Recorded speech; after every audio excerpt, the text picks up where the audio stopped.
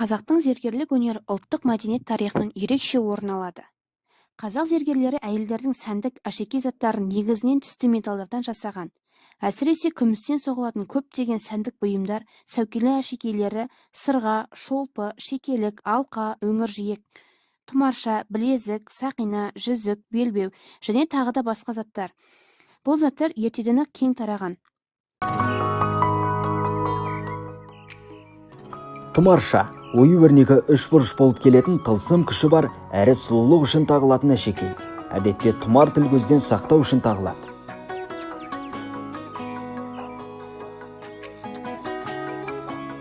Келесі зергерлік бұйымның бір түрі қыз-келіншектер шаштарының ұшына тағатын шаштеңге, шолпы, шашпау деп аталатын әшекейлер.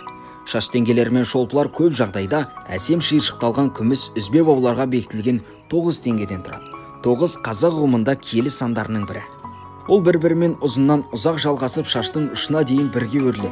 Шаштың ұшында салбырап тұрған әшекейлер қыз жүрісіне үн қосып, әсем әуен шығарады. Білезік. Әйел әшекейлерінің ішінде ертеден келе жатқан және күні бүгінге дейін кең қолданылатын әсемдік бұйым білезік.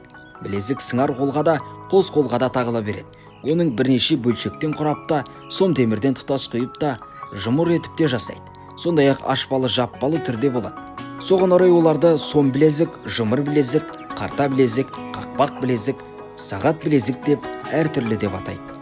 Олардың ішінде алтын, күміс, нәзік шыншылармен шымдалып жалғасып жататын бірнеше жүзігі бар білезіктер де кездеседі. Зергерлер білезіктерге неше түрлі өрнектер салып, тас қондырып, қарала жүргізіп, зерлеп, сымдарды ширата дәнекерлеп әсемдеген. Әйелдердің саусақтарына тағылатын зергерлік бұйымдарды жүзік немесе сақина деп атайды. Сақиналар ғұрыптық дәстүрде негізінен үйлену салты негізінде қолданылады. Ұзатылған қыздарға нәзік жасалған құсмұрын жүзік лайықты. Ал үлкен көз орнатып, ауқымды етіп соғылған салмақты жүзіктерді құдағи жүзік деп атады. Жасы ұлғайған әйелдер әсіресе жиын тойларда әр саусағына бірнеше жүзікті қабаттап тағатын болған.